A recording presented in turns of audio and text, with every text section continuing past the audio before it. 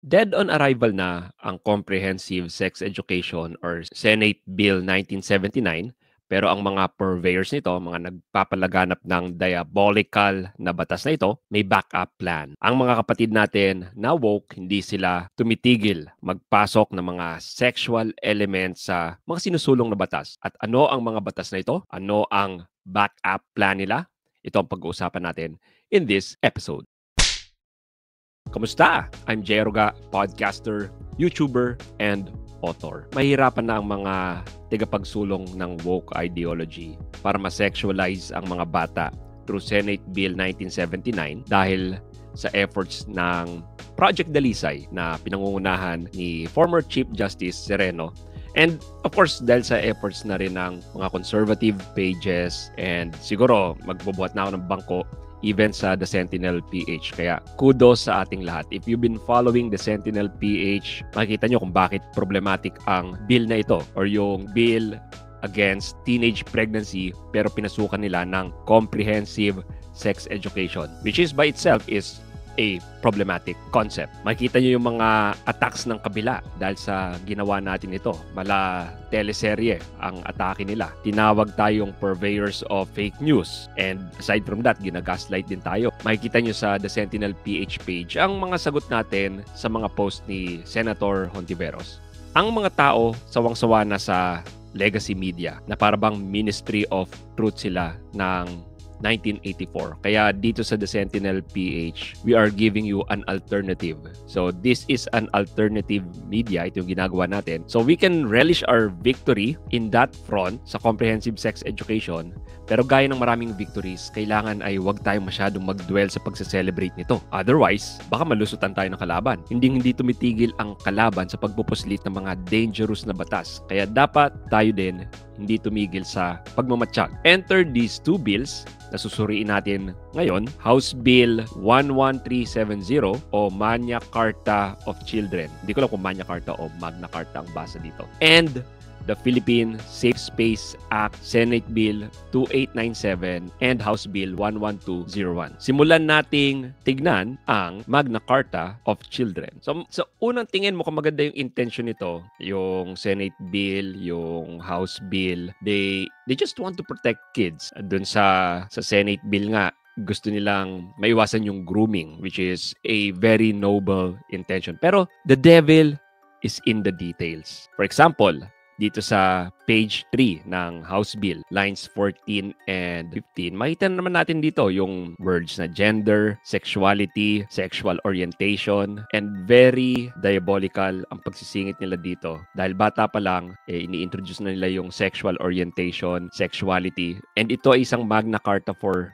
children. So it's assuming na ang mga bata at this age nakapili na ng kanilang sexual orientation, nakapili na ng kanilang sexuality. Nagsisingit na sila ng mga concepts. So hindi nga naipasa ang comprehensive sex education, but yung mga concepts pinapasok na nila dito sa House Bill na ito. Pwede namang biological sex ang gamitin nila, di ba? Instead of gender. Right now sa US ay sinabi na ni President Trump na meron lang dalawang sexes, male and female na lang sa US. So kailangan mag-reverse na rin tayo, especially na ang mga European countries nagre-reverse na rin dito. Doon sa page 11, line 3, so dito makikita naman natin na siningit na naman nila ang salitang gender identity. So yan, again, bata pa lang, kailangan introduced na sila sa kanilang gender identity at wala ka na magagawa kung ang isang lalaki nag-identify as babae at gusto niyang pumunta sa CR ng babae, hindi ba magiging problematic itong batas na ito? Merong ideology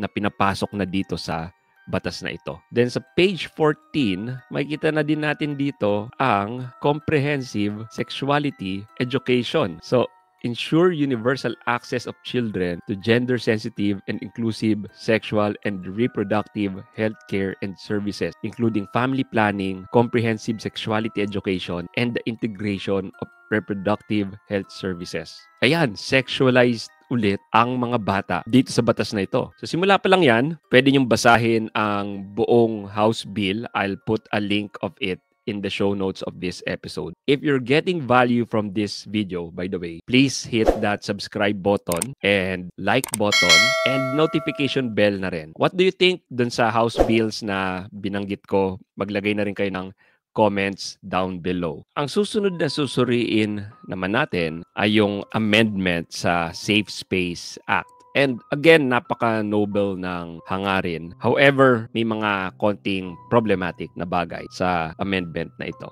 And kung titignan natin dito, initially mukhang magandang basahin, unwanted, sexual, misogynistic, transphobic, homophobic, and sexist remark. And ang issue dito is hindi man lang well-defined ang pagiging transphobic and homophobic. Actually, itong terms na ito, yung transphobic and homophobic ay invented terms lang. Dapat nga hindi siya part ng mga legal documents. Dahil ano ba ibig sabihin ng homophobic? Kinuha lang nila yung word na phobic, which is fear, then pinasok nila yung salitang homo. Pero mali pa nga yung pagkakagamit nila. Kasi kunwari, yung arachnophobia, fear of spiders, yung word na arachno means spider. Then phobia is fear. Pero pagdating sa homophobic, yung salitang homo, ibig lang naman niyang sabihin is the same. So, pag the same plus phobic, ibig sabihin takot ka lang sa mga taong kapareho mo. So, obvious na inimbento lang nila ang salitang homophobia or homophobic for this ideological reason. Ganon din sa transphobic. Ano ba ibig sabihin ng trans? Doon galing yung word na transfer,